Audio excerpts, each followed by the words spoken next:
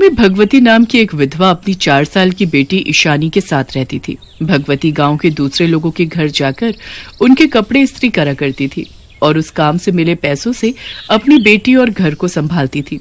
एक दिन जब भगवती अपनी बेटी के साथ एक दुकान के सामने से गुजर रही थी, तभी उसकी बेटी कुछ खाने के लिए जिद करने लगती है। माँ, मुझे वो चीज चाहिए। अरे नहीं बेटा, वो अच्छी नहीं होती। नहीं मम्मी, वो अच्छी होती है, मुझे वही खाना है। नहीं बेटा, मैं तुम्हें वो नहीं दिला सकती। नहीं माँ, प्लीज मुझे वही चाहिए। आपने मुझे कभी ऐसी चीजें नहीं दिलाई, आज तो दिला दीजिए। बेटा, मेरे पास इतने पैसे नहीं है जो तुम्हें ये चीजें दिला सकूं मेरी बच्ची, मुझे माफ कर दे मेरी बच्ची। भगवती इस बात से बहुत उदास हो जाती है और इशिता के साथ अपने घर चली जाती है। एक दिन भगवती अपनी बेटी के साथ रात को टहलने के लिए सड़क पर निकल पड़ी। अरे वाह माँ, मुझे यहाँ बहुत अच्छा लग रहा है। हम कितने दिनों बाद ऐसे एक साथ वक्त गुजार रहे हैं। हाँ बेटा, मुझे भी बहुत अच्छा लग रहा है यहाँ आकर, वरना तो मेरे पति के जाने के बाद जैसे मेरी सारी खुशियाँ ही चली गई हो। अरे माँ देखो, यहाँ तो ठंडी हवाएं चल रही हैं। हाँ बेटा, मुझे बहुत खुशी हो रही है तुम्हें खुश देखकर। भगवती और इशिता यूं ही सड़क पर टहल ही रहे थे कि तभी पीछे से एक गाड़ी बड़ी तेजी से आती है और भगवती को टक्कर मारकर चली जाती है। भगवती जब गिरती है, उसका सिर किसी पैनी चीज से जाकर लग जाता है और जमीन पर गिरकर मर जाती है। इशिता अपनी माँ को खून से लथपथ देखकर जोर जोर से रोने लगती है, पर रात के समय वहाँ कोई नहीं होता, इसलिए वहाँ कोई उसकी मदद करने नहीं आता। भगवती मरने के बाद एक चुड़ैल बन जाती है। अरे ये क्या, मैं मर गई और चुड़ैल भी बन गई, लेकिन मैं मरी कैसे? तभी चुड़ैल देखती है कि उसकी लाश के पास एक प्रेस रखी थी। हाँ, हो ना हो मेरी मौत इसी प्रेस से ही हुई है। तभी उस चुड़ैल की नजर अपनी बेटी पर जाती है जो उसकी लाश के साथ बैठकर जोर जोर से रो रही होती है। हाय मेरी बच्ची, मेरी बच्ची, अब मेरी बच्ची का क्या होगा? उसे कौन संभालेगा? अब क्या करूं मैं?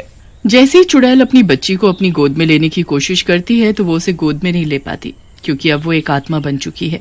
हे भगवान, मैं तो अपनी बच्ची को गोद में भी नहीं ले सकती।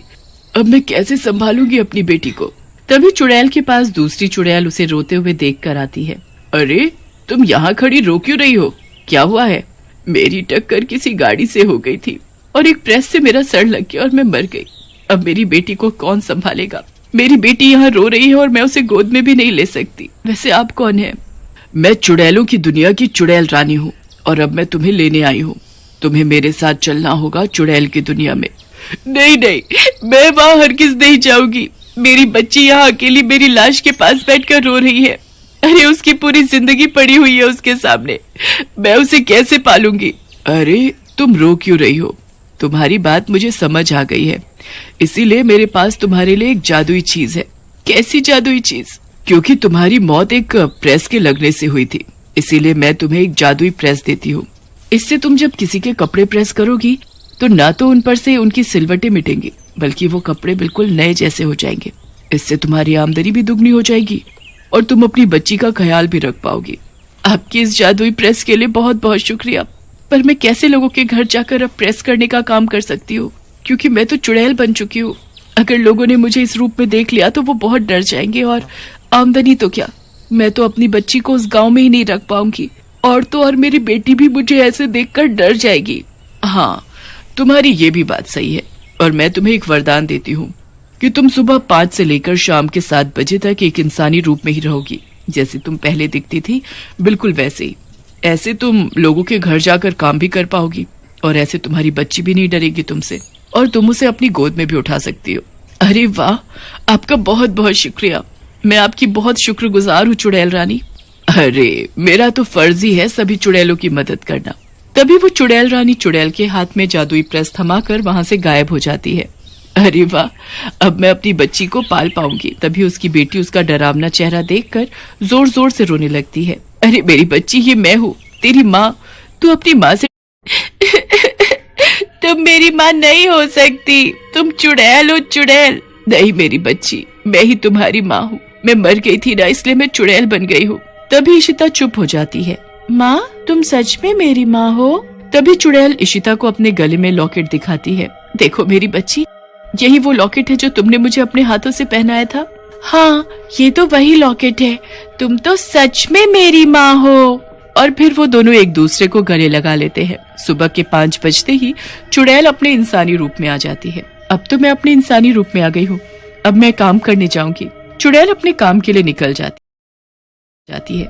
जब चुड़ैल अपनी जादुई प्रेस से लोगों के कपड़े प्रेस करती है तो लोग खुशी से उसे दुगनी रकम देते हैं। एक दिन किसी ने चुड़ैल से पूछा, अरे भगवती जी, आपके पास नई नवेली प्रेस कहाँ से आ गई? कल तक तो आपके पास आपको अपनी बच्ची को स्कूल भेजने तक के पैसे नहीं थे। हाँ, वो कुछ आमदनी बचा कर रखी थी, उसी से लेकर आई हूँ ये नई प्रेस।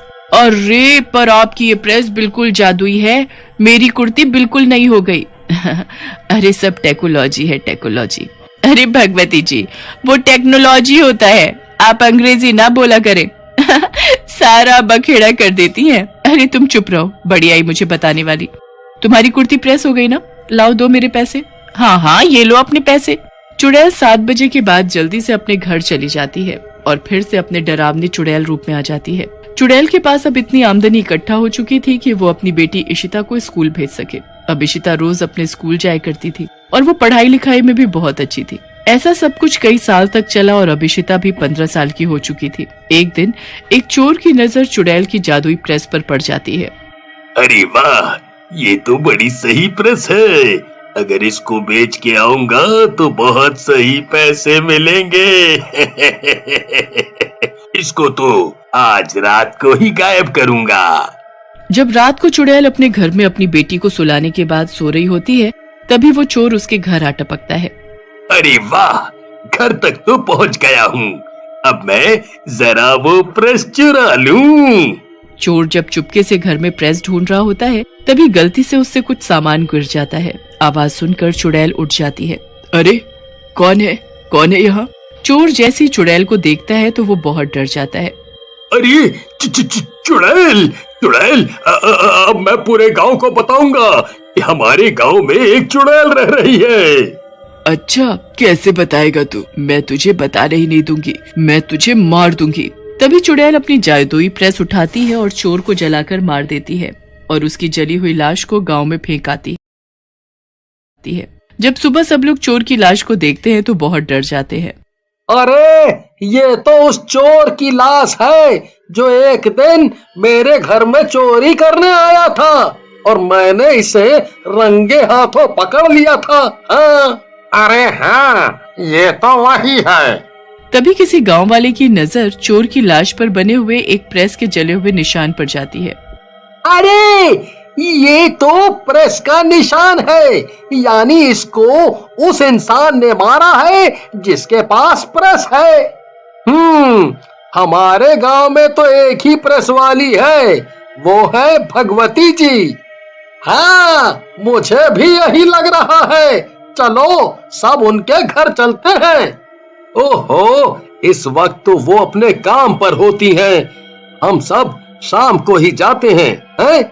जब शाम को 7 बज जाते हैं तभी वो चुड़ैल अपने इंसानी रूप में नहीं बल्कि अपने चुड़ैल रूप में होती है। जैसे ही गांव वाले उसको देखते हैं तो वो बहुत डर जाते हैं। नहीं गांव वालों, मैं तुमको कुछ नुकसान नहीं पहुंचाऊंगी। अरे ये क्या, तुम भगवती जी के घर क्या कर रही हो? रुको, मैं अभी किसी तांत्रिक को बुलाता हूँ। अरे नहीं, मैं तुम लोगों को सब सच बताती हूँ। तुम लोग किसी तांत्रिक को मत बुलाओ, मैं भगवती ही हूँ और मुझे किसी गाड़ी ने टक्कर मार दी थी जिससे मेरा सर नीचे रखे प्रेस से जाकर लग गया और मैं मर गई। फिर मैं चुड़ैल बन गई। चुड़ैल सब कुछ गांव वालों को बता देती है। अच्छा, तो ये बात है, फिर अब क्या होगा?